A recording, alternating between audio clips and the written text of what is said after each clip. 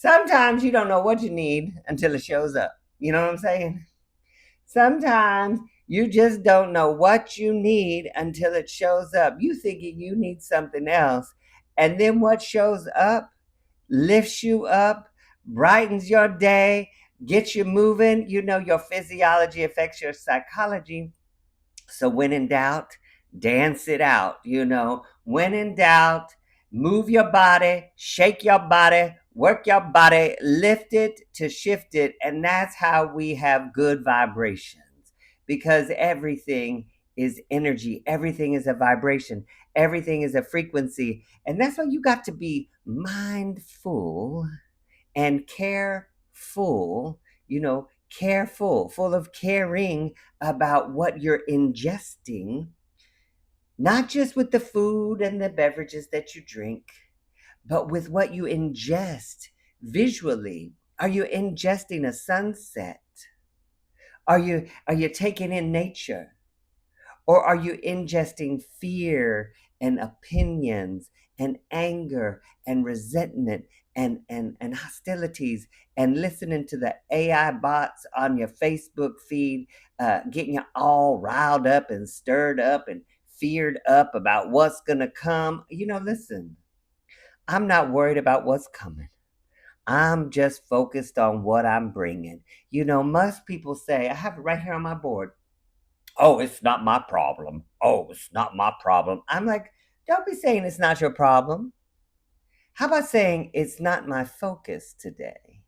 See, because you don't have problems, you have patterns. And when you say it's not my problem, it's so dismissive because the truth is you are responsible for everything in your life. Let me say it again for those in the back row. You are responsible for everything in your life. And now people don't like to hear that, especially from a therapist, because they're like, no, I'm not. It's my mother's fault. It's my husband's fault. It's my bald granny's fault. I mean, it's everybody's fault but yours. Huh.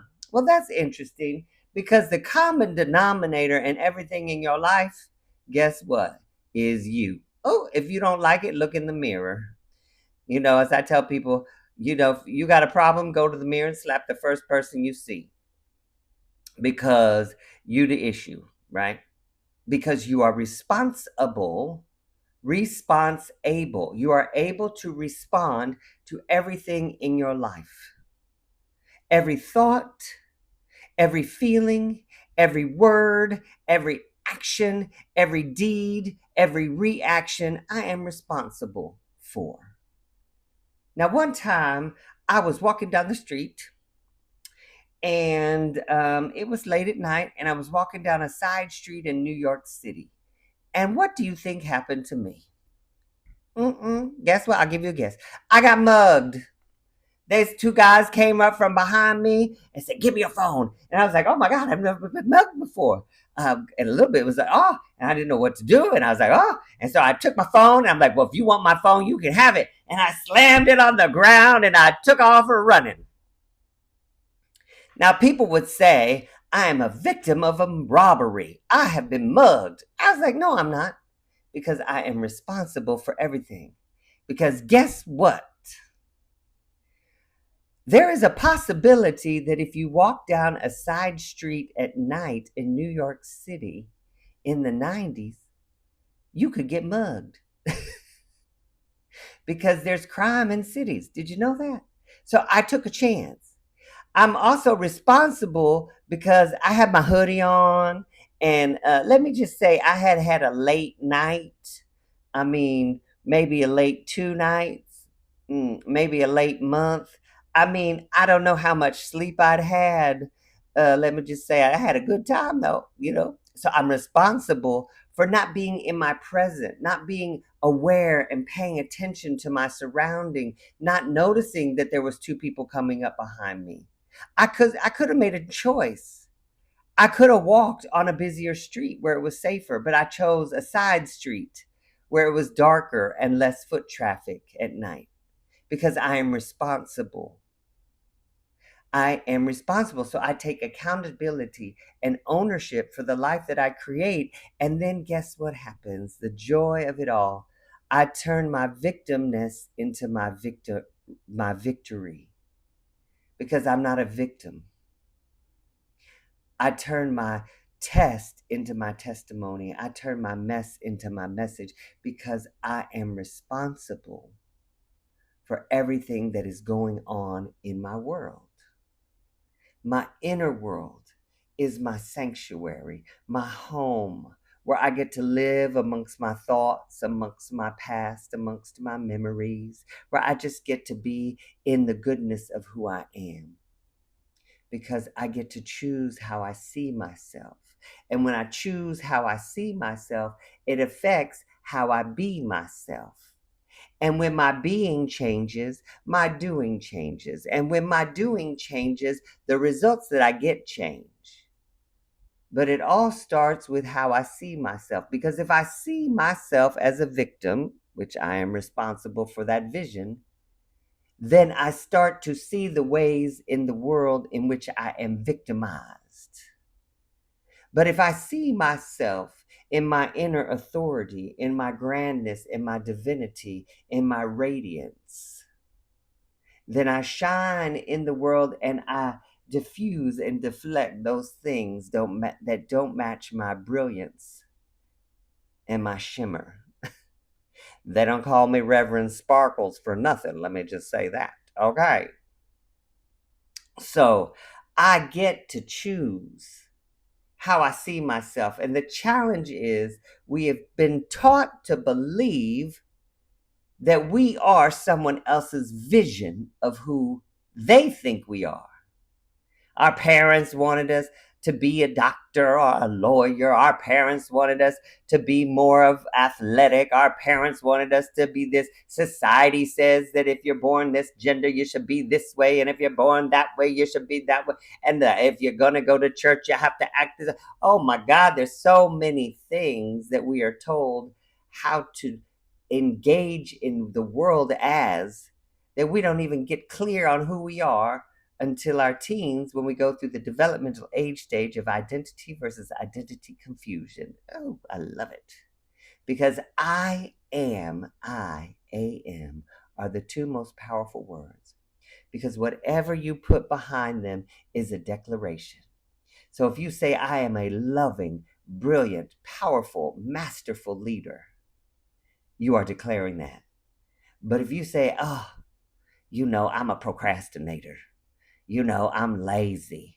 Oh, I'm not very good at that. Well, guess what? Then that's the energy you're putting out. That's the identity you're radiating.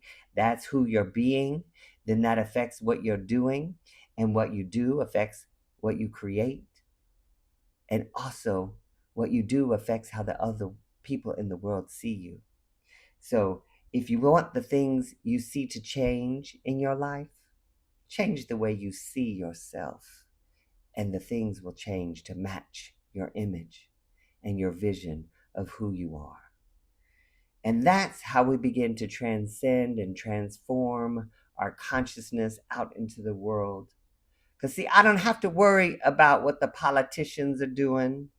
I don't have to worry about what my neighbor's doing, because all I got to do is focus on how I'm showing up and who I am showing up as. Who am I being in relationship, in response to those people, right?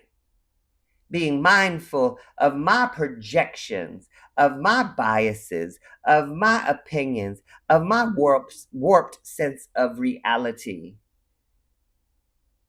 Because I have to be aware of this to know that I am responsible for everything. I get to respond, because when I react, I act. React means to act again and again and again in the same way. And then you wonder why you keep getting the same results, because you keep reacting. I see it in these chairs behind me all the time. People just reacting on autopilot, complaining about the same thing, telling the same story, focusing on the same issues, and then wondering why they keep repeating the same feelings and the same behaviors.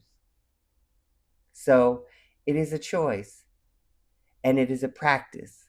And that's the gift, because when you think about it as a practice, you do not have to do it perfectly. You just have to do it repeatedly so that it becomes how you show up in the world. It becomes your new way of being, right? A new way of being, because that's what we're all about, is being our most divine, our most powerful, our most confident, our most radiant and glorious self every minute of every second of every day, in every situation, in every circumstance, wherever we go. I just want to show up as a beacon of joy and light.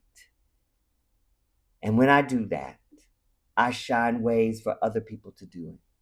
I show people the way. See, you got to have the light to know where to go, because darkness, fear, is just the absence of light. So if you're struggling, if you're feeling down, if you're feeling scared, focus on being the light, bringing the light, showing up as the principles that you desire to experience more of. If you want to see more love in the world, just bring more love, even if people is nasty. If you want more hope in the world, bring more faith to situations that seem daunting. If you want more joy in the world, bring some appreciation and gratitude to the party. How about that? Say thank you. Oh, this is exciting. Oh, great. The hot water heater broke down. Wonderful. I'm so excited. We could get a new one. Sure. Thank you. Wonderful. Not my choice, but my responsibility to take care of it, because things happen every day. I don't know what's going to happen. Shoot, I don't even know what's coming out my mouth half the time. But I know that when I stay in my beingness, that everything is working in divine order and a happy outcome to all things is assured. So I don't know about that, but that's what I'm practicing today. So what are you practicing?